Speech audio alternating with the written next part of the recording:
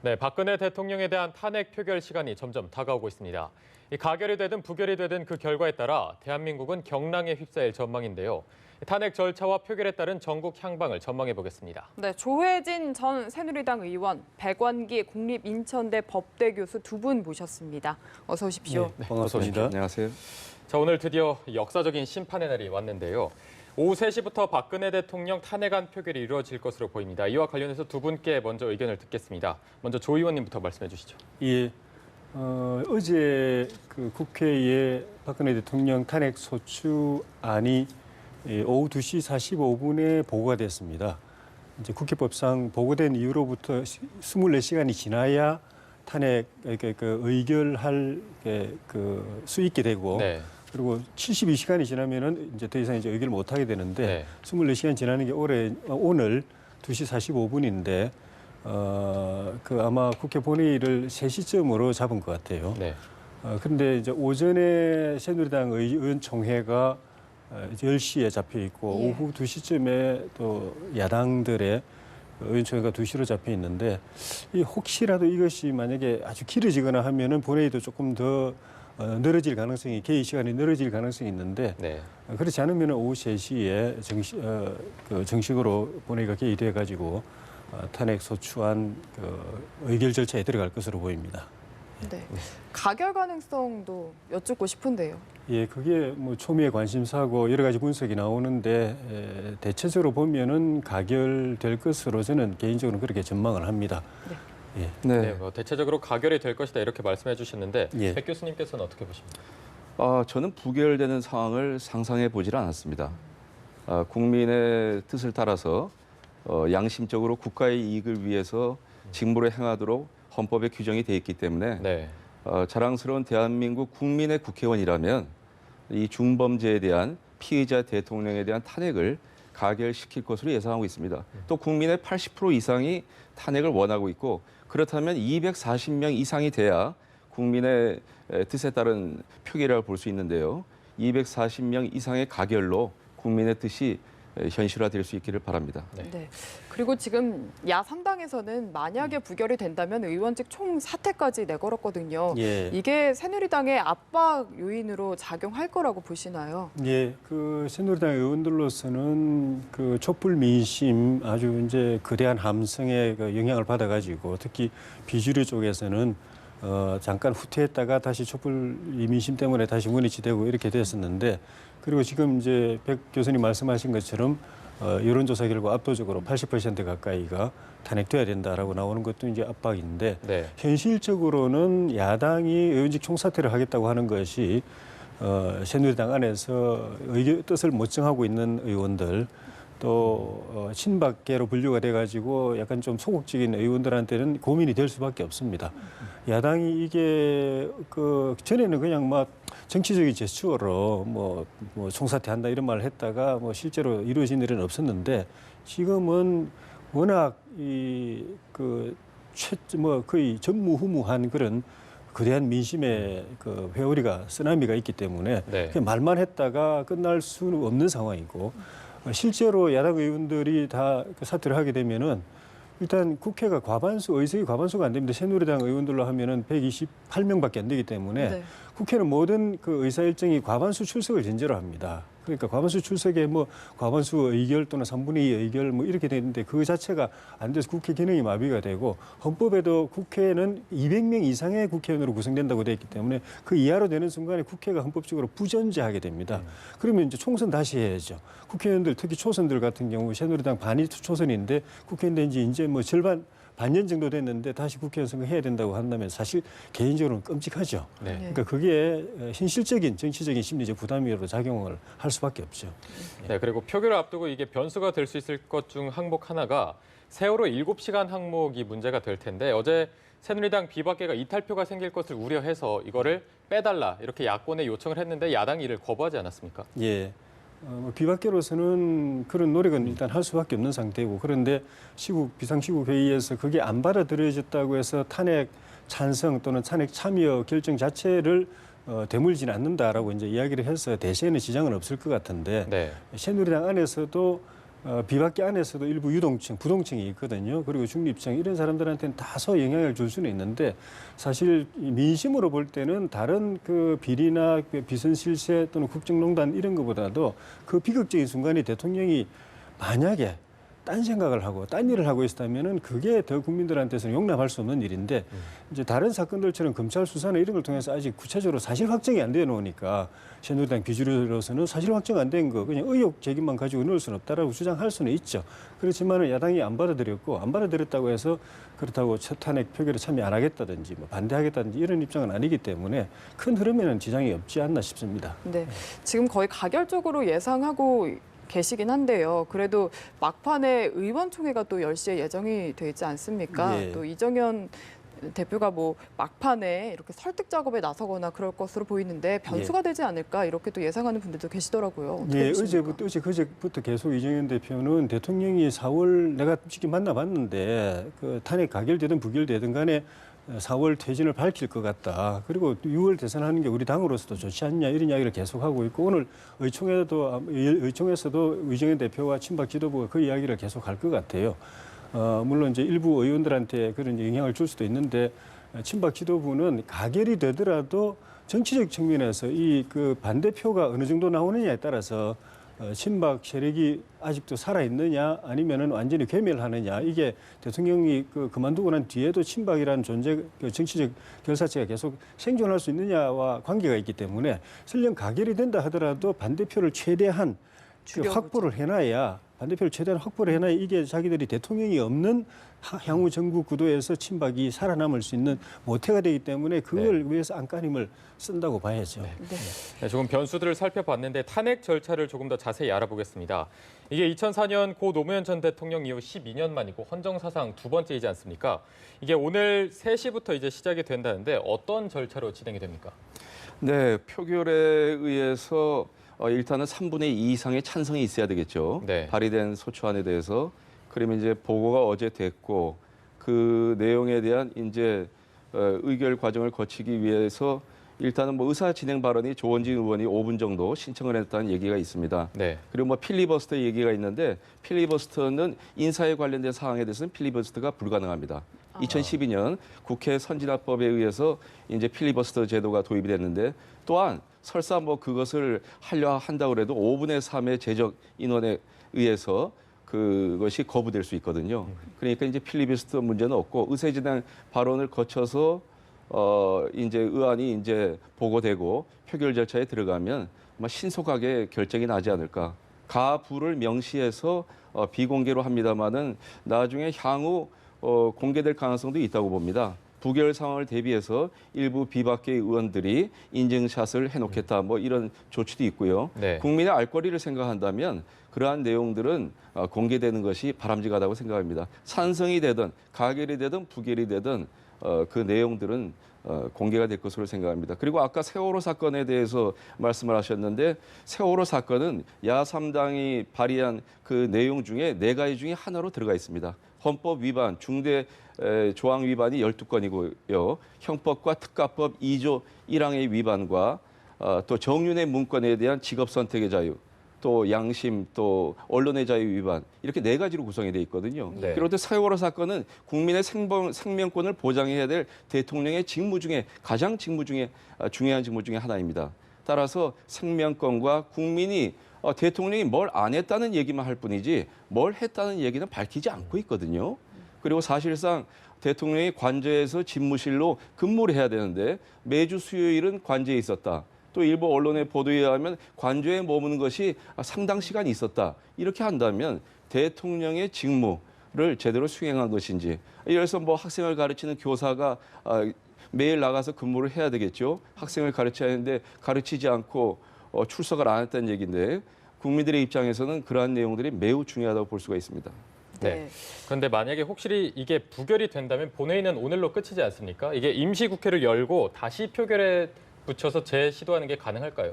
네, 임시국회를 열면 다시 탄핵소추안을 또 보고를 해야 되고 또 그런 절차를 다시 또 원천적으로 처음부터 시작을 해야 되겠죠. 네. 가능은 합니다. 그런데 지금 뭐 부결이 될 수 있는 상황이라고 예상은 하지 않습니다만은 부결되는 상황을 상정한다면 상당히 큰 혼란이 예상이 되겠죠. 네. 대통령은 퇴진하지 않겠다고 밝힐 것이고 4월 퇴진도 원천 무효라고 주장할 것이고 국민들의 촛불 민심은 더 달아올 것입니다. 국민들이 어느 정도 수준이냐면 결혼식장에 있는 신랑 신부 하객들이 박근혜 탄핵이라는 표지를 들고 찍기도 하고요. 아파트 벽에 붙이기도 하고 직장에 에드블린을 띄우기도 하고 세종시에는 공무원 청사 앞에 붙어 있습니다. 그러니까 온 국민, 대한민국 국민들이 훌륭한 게 금요일까지는 열심히 일하다가 마음속에는 그 하야에 대한 희망을 품고 있죠. 그거를 또 평화롭게 광화문 광장에서 또 집 근처에서 표현을 하고 일을 열심히 사실상 지금 국정은 국민들이 주도하고 있는 것입니다. 평화롭게. 대통령은 식물 상태이고 따라서 국민들의 뜻이 피의자 대통령이 대통령직에 있다는 것 자체가 국정 혼란의 근본적인 원인이라면 그 자리에서 내려오라는 것이 국민의 뜻이기 때문에 대한민국 국민의 위대한 국민을 대표하는 국회의원이라면 오늘 반드시 가결되는 그런 결과가 있을 거라고 저는 생각합니다. 네, 그런데 만약에 임시국회를 열고 표결을 다시 하게 된다면 이 탄핵안 발의부터 다시 해야 되는 거 아니겠습니까? 그렇다면 그 내용을 조금 수정할 가능성도 있는 걸까요? 그럴 가능성도 있겠죠. 부결된 그 근본적인 원인을 야 3당이 분석을 하고 또 비박계 회동을 하고 또 친박의 전략이라든지 이런 내용들을 면밀히 검토하고 나서 가결이 가능한 시점을 골라서 임시국회를 열고 또 탄핵 소추안에 아까 제가 말씀드린 4가지 사항 중에서 일부 친박이나 비박계 의원들이 동조하지 않는 부분에 대해서는 협상할 가능성도 있고요. 네. 그러나 국민의 민심을 따라야 하기 때문에 그 탄핵 소추안의 근본 정신은 계승돼야 된다고 생각합니다. 어쨌든 다시 시도하겠죠. 네. 네. 이게 국회의원들로서는 국민들의 민심을 거스를 수가 없을 것 같은데 그래도 지금 걱정이 되는 부분이 무기명 투표다 보니까 걱정을 하는 거거든요. 그래서 인증샷을 찍자 이런 이야기들이 나오고 있는데 이게 법적으로 저촉되는 부분은 없는 건가요? 원래 투표 용지를 그 내용을 인증해서 공개하면 선거법 위반이 되는 것이 사실입니다. 그러나 지금은 워낙 중대한 피의자 대통령에 대한 탄핵과 특검 수사라는 그런 엄정하고 무거운 그런 상황이 있기 때문에 또한 의원들이 자기 자신이 부결에 참여했다, 부를 표시했다라는 것에 대한 그런 어떤 자기의 생명권이라고 그럴까요? 또 국회의원으로서 신분을 유지하기 위해서 자구책이라고 볼 수가 있기 때문에 그거는 뭐 법적으로 위법성이 조각이 된다든지 책임이 조각이 된다 이렇게 봐야 될 것 같습니다. 네. 네. 의원님께서는 이 인증샷 어떤 것 같습니까? 선거법상으로 일반 국민들이 이제 대통령이나 국회의원 단체장을 뽑을 때 선거할 때 그걸 인증샷해서 내가 누굴 찍었다는 걸 보여주면 그건 선거법은 위반입니다. 예. 그건 금지되어 있는데 국회의원 표결에서는 그게 금지가 안 돼 있어요. 그러니까 법적으로는 이게 그 위법 사항이 아닌데 그 원리 원칙상 이제 비밀 투표의 원칙이 있기 때문에 그 원칙에 어긋난다라고 돼 있는데 또 가만 생각해 보면은 지금 뭐 투표하기도 전이지만은 개인적으로는 성명 발표하고 뭐 또 페이스북에 글 올리고 해서 나는 찬성이다라고 개인적으로 밝히는 의원들 다 있고 네. 또 여론조사해서 또 언론에 전면 공개는 안 돼 있지만은 부분적으로 이제 알려져 있는 게 그 찬성 의원들 명단이 거의 다 했더라고요. 숫자까지도 다 나와 예. 있습니다. 그리고 또 그 말고도 그 의원들끼리 또 연판장, 찬성 연판장을 또 계속 받고 있기 때문에 그것도 네. 암암리에 또 이제 공개돼 있고 그러니까 실질적으로는 거의 관심 있는 사람들은 새누리당 비박계 중에서 찬성 의원이 누구다라는 거 다 알려져 있는 상황이기 때문에 그 원칙이 사실 무너진 거죠. 그리고 그 원론적으로 이야기하자면은 그 국회에서 일반 표결은 다 이제 그 전자투표를 하기 때문에 바로 전광판에 누구 찬성 반대 기권 다 뜨는데 인사에 관해서만 그 무기명 비밀 투표를 하게 돼 있거든요. 그거는 사실은 국회의원들 간의 편입니다. 그 의원들, 그 국민들의 편의가 아니고 국회의원들끼리 서로 얼굴 보면서 누구를 뭐 찍고 말고 반대하고 이걸 대놓고 이야기하기 좀 얼굴 좀 서로 보기가 좀 민망하다 해서 비밀로 해달라는 건데 그거는 그래놓고도 국회의원들끼리 정치할 때 보면 나중에 뒤통수 칠 때는 세게 치고 뭐 아주 그냥 누구를 날릴 때는 세게 날리고 그러지 않습니까? 예. 네. 그런 걸 생각하면은 인사도 저는 떳떳하게 자기 개인 의견이 아니라 국민을 대표해서 하는 거기 때문에 이제부터는 공개를 원칙으로 하는 게 기명투표를 원칙으로 하는 게 저는 맞다고 봅니다. 네. 네. 아무래도 이 무기명 투표가 결과의 변수가 될 수 있기 때문에 이런 논란이 나오는 것으로 보이는데 이 탄핵 표결 결과를 조금 더 이야기해 보겠습니다. 만약에 탄핵이 가결이 된다면 이후에 전국이 어떤 식으로 흘러갈까요?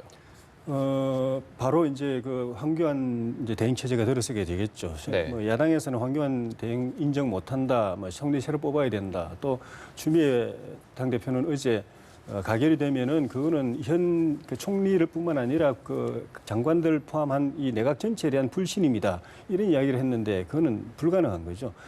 그 사람들이 다 그 물러나 버리면은 새로 그 권한 대행을 할 사람이 없어지지 않습니까? 예. 그렇다고 대통령이 임명할 수도 없지 않습니까? 대통령 직무는 정지됐는데. 네. 그래서 말이 안 되고 황 총리 같은 경우 진작에 야당이 안 된다고 생각했더라면 대통령이 총리 추천하라고 했을 때 그때 총리 추천하거나 또는 거국내가 가져갈 때 했어야 되는데 그때 다 거부해놓고 대통령 탄핵돼서 손발이 묶였는데 그 임명권이 없어지는데 그 사람들 다 물러나게 하고 새로 뽑자는 말 자체가 성립이 안 되기 때문에 황 총리로 갈 수밖에 없고 황 총리가 만약에 우리 민심이 대통령 물러가라 하듯이 또 거리에 나와가지고 황교안 물러나라 이러면은 혹시 이제 물러나서 2위인 서열 2위인 유일호 부총리가 대행하는 그 가능성은 있을 수가 있겠죠. 네. 그렇지만 그 가능성도 좀 높지 않다고 보고 대행 체제로 들어서고 그 다음에 이제 내부적으로는 이제 그 헌법재판소 심판 절차가 또 이제 주목을 받게 되겠지만은 정치권 안에서는 심판도 대체로 다 국회 의견과 국민들의 의사를 존중해서 가결로 그 탄핵 인용으로 받아들일 결론 날 가능성이 많기 때문에 당의 내부의 각당 내부의 경선 절차 또 본선 준비 들어가게 될 것 같고 네. 만약에 이제 부결된다고 한다면은 정말 세상이 뒤집어지는 거죠. 민심이 청와대로 향하고 청와대로 향해서 바로 대통령이 내려오라고 그럴 거고 네. 국회로 와서 국회다 해산하라고 그러고 대통령도 새로 뽑고 국회 이번 새로 뽑자고 반드시 그렇게 나올 겁니다. 네. 좀 전에 이제 12월 그 임시국회를 소집해가지고 다시 또 탄핵 소추안을 추진하는 이야기가 있었는데 그거는 그 야당이 부결되면 의원직 총사퇴를 하겠다는 약속을 뒤집는 경우를 전제로 한 겁니다. 근데 예. 아까도 말씀드렸지만 뒤집기 어려울 것이고 다 사퇴할 거기 때문에 12월 임시국회 자체가 열릴 수가 없습니다. 예. 바로 이제 국회 해산하고 총선 일자를 잡아야 되는 상황으로 간다고 봐야죠. 네. 조기 대선 얘기를 잠깐 해주셨는데 이게 조기 대선으로 가면 누군가에게는 분명히 유리하게 작용을 하거든요. 어떤 대선 주자에게 조금 득이 될까요? 지금까지는 야당이 조금 더 앞서 있고 특정 후보가 이제 앞서 있다라고 그래 돼 있는데 그 특정 후보라는 것도 이 좋은 국면에서 자기 그 외연을 넓히지 못하고 지지율이 거의 이제 고정되어 있고 야당 안에서 오히려 다른 성남시장이라든가 이런 주자들이 이제 치고 올라오고 있는 상황이고 친박이란다 보수 진영 새누리당도 이 개입 국정농단 국면에서 국민들로부터 준엄한 심판을 받고 있지만은 대통령이 그 심판을 받고 탄핵이 국회에서 의결되고 또 심판 헌재에서 인용이 돼가지고 대통령이 그만두게 된다면은 그걸로서 큰 부분에 있어서 이제 정치적 책임을 진 거고 새누리당도 부분적으로 또 책임을 또 져야 되겠지만은 다시 이 당을 혁신해가지고 보수를 재건하고 하기 때문에 보수가 다시 한번 새로운 보수로 거듭나는 계기가 있을 것이기 때문에 또 반기문 총장도 또 들어와서 이 어쨌든 그쪽 진보 진영으로 가지는 않을 것이고 보수 진영에 힘을 보탤 것이기 때문에 지금 당장 하면 누구한테 유리하다고 이렇게 눈앞에 보이는 거하고는 다른 국면이 국민들이 전체를 놓고서 새롭게 이 대선판을 국민들이 짜갈 거라고 봅니다. 그래서 속단할 수 없다고 봅니다. 네, 지금 의원님이 가결, 부결 시나리오를 각각 이야기를 해주셨는데요. 가결 시의 시나리오에 대해서 좀 더 법적으로 여쭤보고 싶습니다. 만약에 가결안이 통과되면요, 직무 정지가 되고 황교안 권한 대행 체제로 가게 되거든요. 근데 야권에서는 황교안 총리의 사퇴를 요구하고 있는 상황인데 이게 법적으로 사퇴가 가능한 겁니까? 지금 조 의원님께서 굉장히 좋은 말씀을 많이 해주셨는데요. 정치인이 보는 시각과 국민, 저도 이제 하나의 국민이라고 생각한다면 법학자이고 범죄학자이기 전에 국민의 입장에 생각한다면 정치인들은 너무 당리당략, 앞으로의 시나리오. 지금 국민들이 일단 원하는 거는 대통령직의 사퇴입니다. 그 이유에 대해서는 그 이후에 단계적으로 해결할 것이라고 생각합니다. 저는 국민들이 더 진솔하고 직접적인 판단을 잘 하고 있다고 생각합니다. 그건 모두 차후의 문제죠. 자꾸 우리는 가결이냐 부결이냐 예상하지 않습니까? 일단 가결이 되면 탄핵 소추안이 의결서가 정본이 두 번 발부가 되고요. 하나는 국회 사무처를 통해서 지금 피의자 대통령에게 전달이 되고 하나는 헌법재판소에 전달이 됩니다. 예. 피의자 대통령이 이제 탄핵 의결서를 받으면 그 즉시 직무정지가 되고요. 그리고 헌법재판소는 이제 180일 내에 결정을 내리겠죠. 네. 그리고 또 아까 지금 황교안 총리 직무 대행 문제에 대해서 야당의 추미애 대표 또 여러 야당 의원들이 앞서간다 이런 말을 하는데 그 앞서가는 건 아마 국민들이 걱정하는 부분에 대한 얘기를 해주는 것 같습니다. 그리고 자꾸 보수, 진보 이렇게 이제 정치인들이 판단하면 안 됩니다. 지금 국민들은 진보와 보수를 겸비한 저는 진보수라고 그러는데요. 보수적 진보, 진보적 보수. 자꾸 누가 반기문 씨가 와서 뭐 보수해야 할 거다, 뭐 그거는 속단할 수가 없습니다. 그리고 야당의 대선장제 주자의 유불리를 따질 때가 아니죠. 지금 갑자기 지지율이 낮다가 올라간 후보가 있죠. 이재명 성남시장이 있습니다. 이재명 성남시장을 보면 국민들이 원하는 바를 직접 잘 얘기하는 것 같습니다. 마치 제가 하고 싶은 얘기를 대신해 주고 같은 그런 느낌이 드는 거죠. 지금 국민들은 근본적인 제7공화국의 개혁과 개조를 바라고 있습니다. 모든 입법개혁, 사법개혁, 정치개혁, 모든 부분에 대한 개혁을 원하고 있거든요. 언론개혁. 언론도 2년 전에 세계일보가 문건 하나를 터뜨렸습니다만은 여러 가지 문건 8건이 있다는 얘기를 들었는데 이번에 JTBC도 이제 태블릿 공개했고요. 언론이 정윤회 사건 때 좀 더 일찍 이런 모든 내용을 얘기를 했다면 먼저 해결이 되지 않았을까 그런 생각이 됩니다. 그리고 권한대행 체제에 대해서 말씀을 드리겠습니다. 일단 직무가 정지가 되면 황교안 총리 권한대행으로 갑니다. 그런데 지금 중요한 거는 국민들은 황교안 총리 및 내각, 수석, 지금 이정현 대표도 정윤회 사건이 있을 때 홍보수석을 했거든요. 이 모든 사람은 박영수 특검의 조사 대상입니다. 정윤회 문건 사건 당시에 서울중앙지검장이었던 김수남 현 검찰총장도 조사 대상이라고 못 봤거든요. 박영수 특검은 성여 없이 조사 대응 없이 따라서 박근혜 정부에 같이 참여했던 국무위원 왜냐하면 국무위원이나 모든 비서관 회의조차 최순실에게 정호성을 통해서 보고됐다는 사실이 지금 특검팀에서 흘러나오고 있거든요. 네. 그렇다면 모두 다 공모 공도정범 모두 다 교사 내지 방조하고 박순실 이 농단 사건에 관련된 범죄인으로 해당이 되는 거기 때문에 황교안 총리를 비롯해서 창조 경제를 주도했던 미래창조과학부 장관 같은 특히 그 모든 내각에 있는 장관조차 최순실이 임명한 거라면 국민들이 인정하겠습니까? 사실 모든 국민 의원에 대해서 저는 개인적으로 제가 아는 의원한테는 탄핵 소추안을 모두 발의해야 된다는 그런 절차적, 단계적 탄핵안을 제기한다는 그런 얘기도 해줬습니다. 네. 아마 그런 것도 가능하려고 보고요. 국민들이 원한다면 황교안 총리와 모든 국무위원이 자발적으로 사퇴하고 국회, 새누리당과 다 여야가 원만히 협의해서 국민의 뜻을 받들어서 뭐 김병준 총리든 뭐 손학규 의원이든 또 뭐 존경받는 어떤 정치인든 국민적 합의가 된다면 새로운 대행이 공정한 선거를 관리하고 이끌어가는 것이 맞지 않겠는가 그런 생각을 합니다. 네. 네, 국민들의 정치에 대한 불신임이 높다 이렇게 정리를 해주셨는데 이 새누리당 같은 경우만 봐도 이제 주류와 비주류로 나뉘면서 이후에 탈당이 되든 뭐 분당이 되든 여러 가지 경로가 있는데 어떤 식으로 예상하십니까? 뭐 가결이 되는데 만약에 압도적으로 가결이 되는 경우하고 아슬아슬하게 이제 가결이 되는 경우가 있을 수 있는데 네. 뭐 통상적으로는 이제 압도적으로 가결이 되고 대통령이 실질적으로 이제는 퇴임 절차 현재 재판을 통해 심판을 통해서 퇴임 절차에 들어간다고 생각하면은 친박 지도부도 같이 책임지고 물러나지 않겠는가.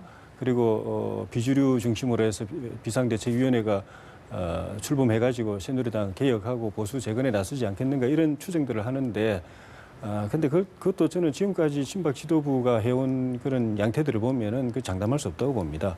무엇보다도 청와대 대통령의 입장이 탄핵이 되면 국회에서 가결이 되면 가결되는 대로 재판소 심판까지 보겠다. 그리고 변론하고 변호하고 해서 내 입장 주장하고 해서 현재 심판에서 그게 또 인용 안 되도록 해보겠다 이런 입장이고 그게 아마 새누리당 친박 지도부도 같이 공조를 할 겁니다. 그래서 네. 그 대통령이 마지막 그 현재 심판 결과를 볼 때까지 싸우겠다고 하는 것에 있어 가지고 보류 역할을 당내에서 지도부가 계속 해줘야 된다. 친박이 계속 해줘야 된다. 이 생각을 해서 여론의 압박에도 불구하고 일단 버틸 것 같고 그러자면 당내에서 굉장한 분란이 있겠죠. 그런데 만약에 아슬아슬하게 된다. 아슬아슬하게 가결이 돼서 결과적으로 반대한 친박 의원들이 굉장히 많은 걸로 나온다. 그럼 더 힘을 내서 버티게 들어갈 것이고 그러면 새누리당 안에 비박계는 이 당에 희망이 없다 하고 생각하고 뭐 분당이라든가 이런 결심을 하는 상황까지 갈 수도 있고 그래서 당내 분란과 최악의 경우 분당까지도 가는 상황이 있을 수도 있다고 봅니다. 네, 일단 가결이 되더라도 수 자체가 굉장히 중요하다는 말씀이시고 예. 정말 만약에 부결이 된다면 정말 예. 엄청난 후폭풍이 올 것이다라고 아까 이야기를 해주셨는데 예. 특히 모든 정치인이 타격을 받겠지만 특히 어떤 정치인들에게 가장 타격이 있을까요? 일단 새누리당 친박은 속으로는 좋아하겠지만 우리가 뭐 대통령이 살았다 해가지고 좋아하겠지만 그 살은 게 아니고 만약에 촛불 민심이 아이고 국회에서 부결됐으니까 대통령 그냥 계속 뭐 하도록 놔두자 하면은 살은 거지만은 촛불은 더 세게 불타올라 가지고 광장에 더 많이 모여 가지고 우리가 그럼 직접 끌어내릴 수밖에 없다는 상황으로 갈 거기 때문에 결코 친박에 좋은 상황은 아닌데 그래서 정치적으로 큰 틀에서 보면은 부결된 데 있어 가지고 물론 대통령 청와대를 향해서 달려갈 거는 뭐 기본이지만 정치권만 놓고 본다면은 친박은 직접 반대를 했기 때문에 여론의 비판이 집중되겠죠. 네. 그다음에 비박은 비박 전체가 또 찬성하지 않은 게 되거든요. 결과적으로 보면은 예. 비박이 한 40명, 60명 되는데 다 찬성 안 하고 일부 반대했다는 게 나오기 때문에 비박이 그다음에 비난을 받을 것이고 그리고 결국 야당한테도 비난이 갈 수밖에 없고 그 이 흐름을 주도한 야당의 지도부 예. 그리고 대권 주자들 이 사람들이 타격이 없을 수가 없겠죠. 그리고 좀 전에 말씀드린 대로 야당이 약속한 대로 의원직 사퇴하고 국회를 재구성할 것이기 때문에 그 과정에서 지금 여야 의원들이 싹 물갈이 될 수도 있습니다. 물론 다 물갈이 될 수는 없겠지만은 여야 의원들에 대한 특히 지도부에 대한 이 잠재적 대권 주자들에 대한 국민의 표심의 심판이 어떤 행태로든지 간에 있을 수밖에 없죠. 그리고 그 이후에 대선판이 새로 짜지기 때문에 제가 좀 전에 말씀드린 대로 예. 국민들이 탄핵 문제는 그대로 이제 정리하고 나서 대선판은 새로 짤 거다라는 것이 그런 의미입니다. 그렇다면 실제로 국회가 해산될 가능성도 실제로 현실화될 가능성도 있을까요? 예, 저는 그 가능성이 아주 높다고 봅니다. 아, 네, 알겠습니다. 네, 뭐 표결 결과에 따른 여야의 향방을 조금 들어봤는데 이제 헌법재판소 얘기를 조금 해보겠습니다. 이 대통령 탄핵안이 국회를 통과하면 이제 공은 헌법재판소로 넘어가게 될 텐데 탄핵 절차 먼저 조금 알아볼까요? 예, 탄핵 절차에 대한 규정이 헌법재판소법에 자세히 규정이 되어 있습니다. 네. 일단 그 탄핵 심판을 담당하는 전원재판부 9명의 재판관이 있습니다.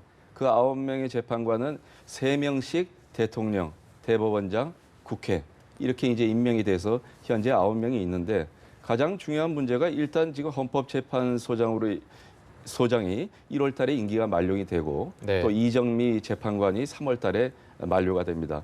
일단 그 의결서가 도착하면 181례 이건 최장입니다. 그런데 헌법재판이라는 건 헌법이라는 것은 정치적인 법이기 때문에 순수한 의미의 법적인 판단을 하는 것이 아니고 정치적 헌법전을 판단을 해서 특검 수사와의 연관성을 우리는 염두에 둬야 됩니다. 특검 수사의 진행 사항은 특검에 의해서 자세히 언론에 보도될 것이기 때문에 더 명확한 증거가 나와서 피의자의 대통령 범죄가 5천만 국민을 피해자로 삼은 점에서 굉장히 중대한 범죄고 국민들의 마음은 지금 대구 서문시장이 불타 있는 것 같은 그런 마음이거든요. 그 마음이 쉽게 치유되고 상처가 아무리라고 생각을 하지 않습니다.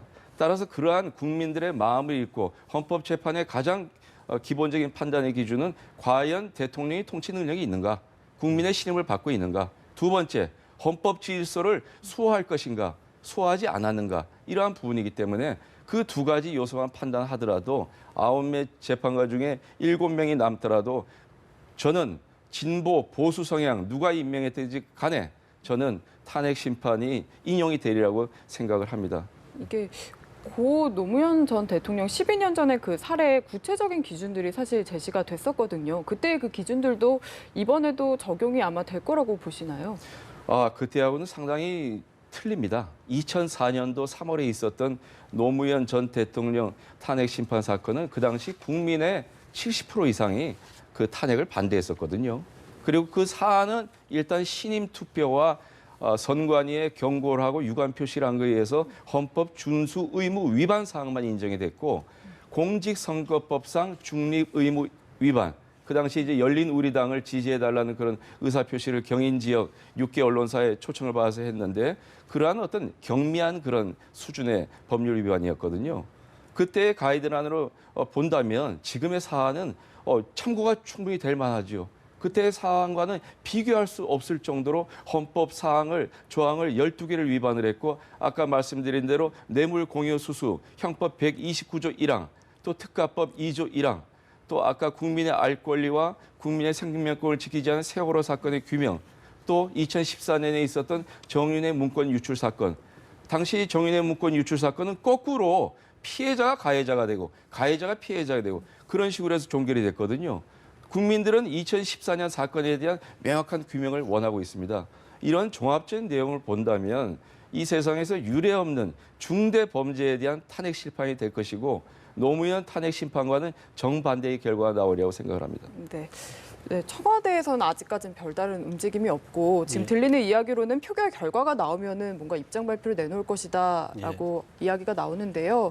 앞으로 뭐 어떻게 대응할 거라고 보십니까? 노무현 대통령은 국회 표결 하루 앞두고 그 입장 표명을 했는데 나 사과 못한다 그랬거든요. 그래서 결과적으로 그 의원들 표가 더 이제 가게 된 그런 측면이 있어서 박근혜 대통령도 만약에 입장 표명을 한다면은 기존에 했던 것처럼 나는 선의로 했고 국익을 위해서 했고 내가 개인적으로 사익을 얻은 건 없다 이렇게 갈 거기 때문에 결국 표결에는 악영향을 준다 해서 아마 주변에서 말릴 겁니다. 근데 이제 가결되고 나면 현재 심판 과정에서 또 여론이 중요하고 현재 재판관들의 이제 판단이 중요하니까 그걸 향해서는 다시 한번 그걸 또 강조하겠죠. 공익을 추구했고 사익이 없다. 그리고 이제 국가를 위해서 했다 이야기를 다시 한번 할 가능성이 있는데 헌법재판소는 일단 우리 국회에서 의결서가 이제 그쪽으로 가게 되면은 변론 기일을 지정하게 되고 그래서 이제 변론을 이제 듣게 되고 증거 조사도 하고 그래도 이제 재판관들끼리 모여서 이제 평의라고 해서 이제 회의도 하고 해서 마지막으로 이제 결정문 작성해가지고 발표를 하게 되는데 노무현 대통령 때는 한 63일 걸렸는데 박한철 소장의 생각은 저는 직접 들어보진 않았지만은 본인이 임기 마치기 전에 이걸 끝내려고 일단 시도를 할 것 같아요. 왜냐하면 본인 그만두고 이정미 재판관 그만두면 7명만 남는데 7명만 가지고 재판해가지고 만약에 이게 그 기각하는 걸로 되면은 민심이 이게 받아들이지 않을 가능성이 있거든요. 네. 그래서 자기 임기 중에 끝내려고 할 거고 만약에 못 끝내고 나면 2명을 새로 임명을 해야 되는데 임명하는 걸 황교안 총리가 임명하는 걸 야당이 인정할 것인가? 그것도 문제고 하게 된다면 야당하고 또 협의도 해야 되고 해서 아마 좀 길어질 가능성이 많아요. 네. 그리고 이제 노무현 대통령 때 그때 헌법재판소에서 이제 제기한 거는 부정부패, 뇌물수수, 또 국익 침해, 또 다른 헌법기관 권한 침해, 그리고 이제 대통령으로서 신뢰 상실 이런 것들을 이제 제기를 했는데 이게 이번 박근혜 대통령 탄핵 심판 때도 적용이 될 것으로 봅니다. 네. 네, 표결 결과와 관련해서 두 분과 얘기를 나눠봤는데 지금 새누리당 의원총회가 잠시 후에 곧 시작될 것으로 보이는데요. 앞으로 이 의원총회 이후에 어떤 식으로 전국이 흘러갈지 또 새로운 분수령이 될 수도 있지 않겠습니까? 예. 아무래도 이것을 더 주의 깊게 지켜봐야 될 것 같은데요. 일단 오늘은 조혜진 전 새누리당 의원 그리고 백원기 국립인천대 법대 교수와 함께 이야기 나눠봤습니다. 고맙습니다. 네, 잘 고맙습니다. 들었습니다. 수고하셨습니다.